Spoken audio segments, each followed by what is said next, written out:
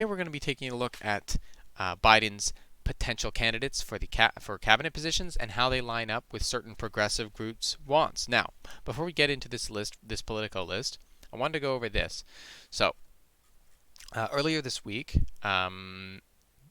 two popular progressive youth-led groups, the Sunrise Movement and the Justice Democrats, put forward a wish list of wants for certain cabinet positions.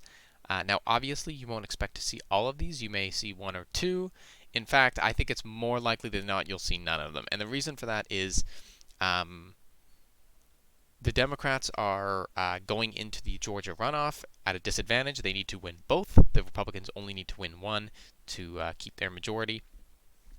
And if the Republicans have a majority in the Senate, a progressive candidate will be nearly impossible. And even if they do get that majority, there is always Senator Joe Manchin from West Virginia, who is a real wild card and certainly disagrees with establishment Democrats in a lot of ways. But they let him get away with it because, well, he lives in West Virginia. If it weren't for him, then they would never have a shot of having a Democrat there. So let's just quickly go. I won't read out this whole list because I'll be going through this list right here and comparing it back here. But anyway, so let's just jump right into the list. Now, starting off with the defense. Now, they don't name a ideal defense candidate, but I think one of the key that isn't important. What's really important is that they would really, really not want a former defense contractor as the Secretary of Defense. As you can see right here, in an open letter, several Democrats wrote to the Biden administration asking that the next defense secretary have no prior employment with a defense contractor.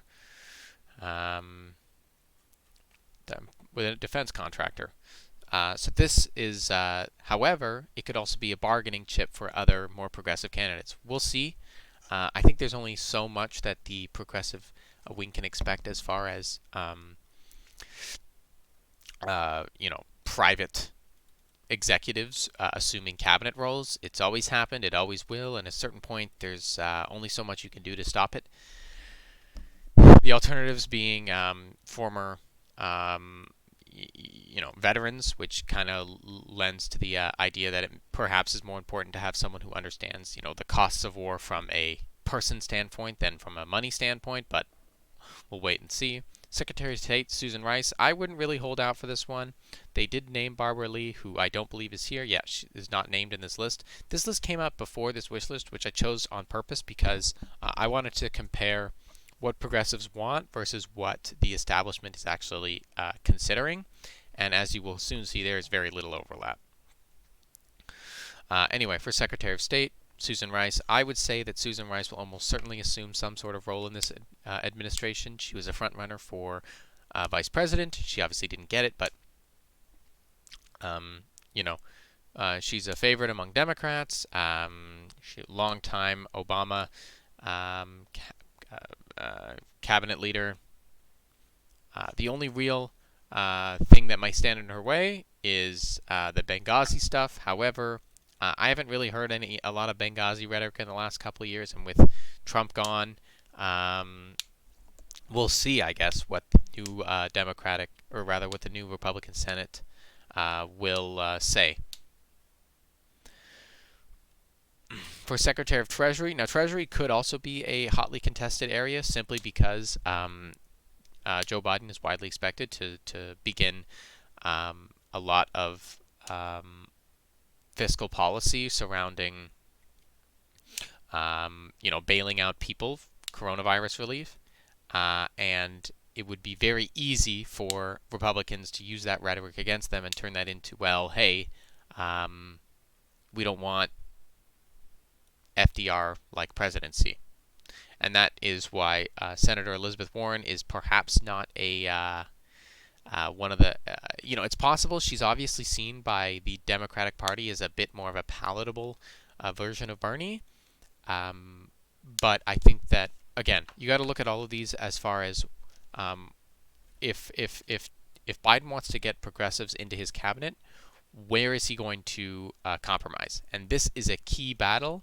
And as you'll see later on, it's probably not his number one on his agenda when it comes to getting a progressive in. But it's possible. Also, I do not believe they named anyone for Treasury. They did not. Moving on to Justice, Doug Jones. I would also call this a foregone conclusion. Doug Jones just lost his Senate seat. He's looking for work. And he's also a former U.S. attorney. He has a good record. He's reportedly friends with Biden as far as 1988. We can expect to see him as the leader. They name Keith Ellison, who, as you can see, is not here. But I wouldn't spend too much time thinking about the Attorney General. Homeland Security, they didn't name anyone. Health and Human Services, this is probably one of the more important things to progressives as they care about health care. And they name Representative Jayapal, who, as you can already see, is not present. The real question here is, and you'll see a lot of these, is the question between the establishment experience, Secretary of Health, Secretary of Aging and Long-Term Services versus Dr. Vivek Murthy, former U.S. Surgeon General, Dr. Mandy Cohen, Secretary of Health. I suppose that she has a bit more crossover, but we'll have to wait and see. But it certainly doesn't look like a progressive candidate is making too much leeway here. Transportation, they name Representative Garcia, who is not here. I think you can probably expect Mayor Garcetti to get it, even though he is from Los Angeles. It's a LA transportation joke, but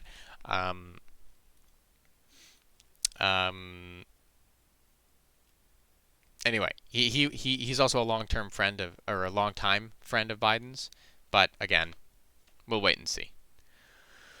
Commerce. Now, even though I think it's hilarious that the CEO of a famously and hilariously failed app like Quibi is being considered for a position, but no. Jokes aside, progressives certainly wouldn't like this simply because she's a CEO many times over, and certainly not representing any of the ideas that they're looking to put forward. However, it's the Secretary of Commerce we're talking about. Like, I think that to a certain point, you're really not going to get. You're gonna. This is an area where you're almost certainly going to see an executive in energy. I do not believe they name anyone. They don't. Secretary of the Interior, they named Representative Holland, who is here actually. Who is here. All three of them are from New Mexico because, of course, Secretary of the Interior is often from a western state. As you go west, there's more and more federal land, and the Department of the Interior is largely in charge of managing that federal land. That being said, there's only so much. There's only so much that a progressive can do. The one exciting thing about Representative Holland is that she is a member of the indigenous community, which would make her the first indigenous serving in a presidential candidate, which would be pretty cool. Secretary of Agriculture Heidi Heitkamp, former senator of North Dakota, who is no longer who lost her re-election. Just in that is a prime candidate for being considered. They named Representative Pingree, who is not here. But progressives aren't really too worried about agriculture. Labor. Now, this is the big money. This is where the fight is going to be going down. And what I expect to happen, and I'll discuss it a bit more later on, is that if they are to name a progressive, rather than looking for progressives across the board, like here, which they absolutely won't do, they'll instead be looking to hire a key progressive candidate in one area or another. And Labor, of course, we've got this individual right here. But I'll come back to him. But the battle is essentially between, more establishment experience, Labor Development Agency, Labor Commissioner, versus Representative Andy Levin, who is a big labor union man, and of course Bernie. It comes down to, if it comes down to it, who the labor unions will support. It would be between these two people. I think it will likely be one of these two, but I'll come back to Bernie in a moment. But again, all wagers on these Georgia runoffs. Housing and Urban Development, they name Representative Tlaib from, well, yeah, very famous. I'm sure you know who she is. She isn't named here, but all of these individuals,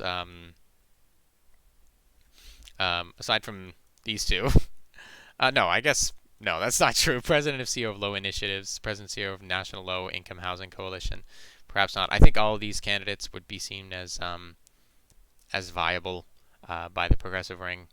Anyway, education. He's looking to appoint a public school teacher. That's who these people are. So, not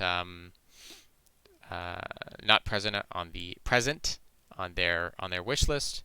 Veterans affairs. I would almost certainly. I would put my money on Pete. Very likely there was some sort of. Well, I won't speculate on that, but. He was key to generating support for Biden during the primaries, and will be seen. And obviously, he's out of work. He's no longer the mayor, so and he's a veteran, so he'll very much be seen as the front runner. Trade representative, EPA. Now they name Mustafa Ali, who's the current vice president of environmental justice, which is a department underneath the EPA. They've also not here.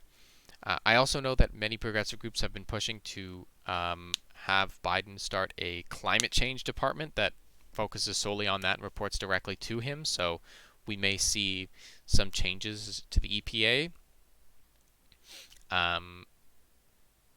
UN ambassador. Anyway, that's the end of it. I think, as I've said, broadly speaking, this wish list is unrepresentative in what is unrepresented rather in what people are expecting from the Biden campaign, or rather the Biden presidency. But there could be one or two here and there. And the final point I want to push on is this man right here. Now, Bernie has reportedly been pushing to become the head of the Labor Department, and many people have said for a long time that the key to party unity is a Bernie Biden coalition, and this is exactly what that would be. It would be, rather than being sort of surface level, it would be literal. He's, the head of the Labor Department. He would be able to directly oversee many things that he supports. And while many people have criticized it, saying, "Oh, we need Bernie in the Senate," the Republican governor, because they have a Republican governor, he has already said that he would appoint a more left-leaning type of independent who would obviously caucus with the Democrats. I think it's important to note that, famously, Bernie is the most popular senator in the United States. He's an independent officially, and even Republicans in Vermont vote for him. Phil Scott is nothing compared to Bernie. Vermont is Bernie town. So I don't think this is something that people really need to worry about. Not to mention, at a certain point, the guy's got to retire, and I think he would certainly see heading the Labor Department as his final step. Now that he might run again for president. I don't know. But I'm not sure that, he's now lost twice, so I'm not sure that it's really on his mind. Anyway, thank you very much, everybody, for taking the time to watch. As always, let me know in the comments if there are any topics you want me to cover, and I'll see you tomorrow.